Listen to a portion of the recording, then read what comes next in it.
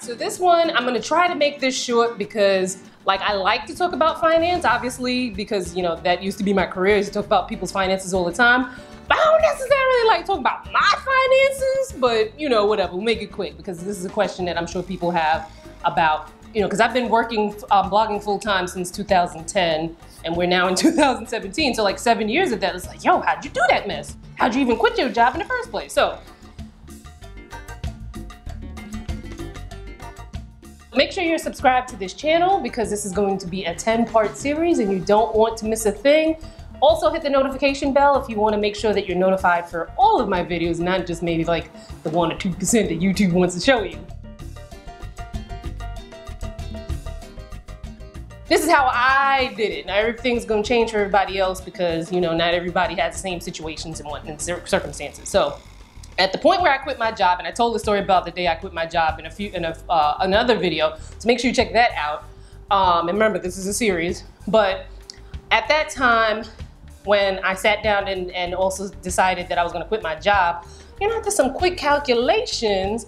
And I said, you know, the money that I'm getting in, because I was writing for other sites and other magazines, the money that I was getting in, plus the money that I was making from my blog, I was like, it's gonna be tight, but I might be able to do this. And also at the same time, because you know, I done ran up all the credit cards and stuff like that in college, so that's why I kind of kept my financial services job because it paid well and I was able to, you know, kind of pay that off. I had a big payment that I was making each month towards, you know, paying off my credit cards.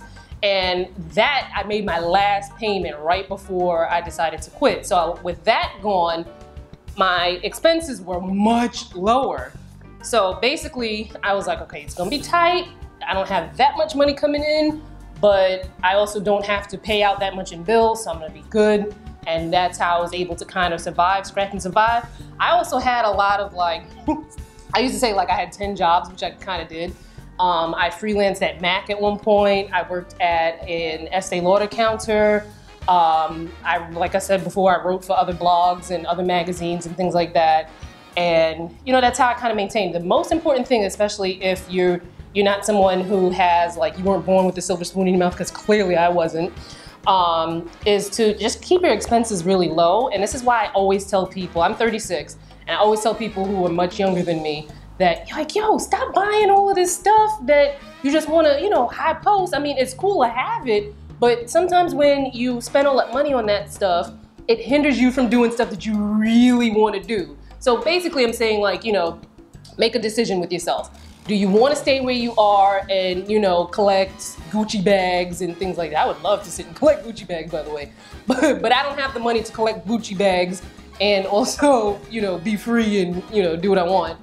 Or do you want to be free and do what you want? So these are decisions that you have to make. So I had myself on the strictest of strictest budgets, like I told you in a previous video, like things were so tight that I barely had $20 to, you know, do brunch, a networking brunch. You can listen to that other story, I'll link it below. Yeah, you really have to be very cognizant of what you're spending and keep your budget very low. Again, this is for somebody like me because I was not born with a silver spoon in my mouth. If you have like a trust fund or parents that can just like funnel cash and throw cash at you and make it dance and make it rain, you know, that might not apply to you.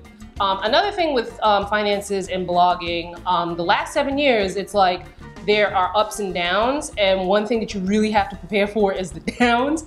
And I got somewhat good at that, where I was, you know, kind of like stashing money away, not spending, you know, you don't have to spend every little red cent you make, but I would have to, like, I would get a big campaign where I would work with a brand for a year and I had like excess cash. You know, I'd put it in a savings account and not touch it because I'm like, there's gonna be a time when I'm not working and I'm gonna need to tap into that cash. And it happens a lot. Now, 2017 has been quite the interesting year when it comes to, you know, like, I ain't gonna lie to you, I've been ashy most of this year. It's been a little rough, but you know, you just gotta, like, this entrepreneurship life is no joke. Like, I love the freedom that I have, so I take certain sacrifices, you know, like knowing where my next check is coming from. But I wouldn't recommend this for everyone because it's hard out here. So I mean, that's all I had to say about that. Thank you so much for watching this video. Now, don't forget, this is a 10-part series, so make sure you subscribe to this channel and you hit the notification bell so you know when new ones upload. Keep the party going. Make sure you follow me on social. That will also be in the description box, and I'll see you in my next video. Bye, guys.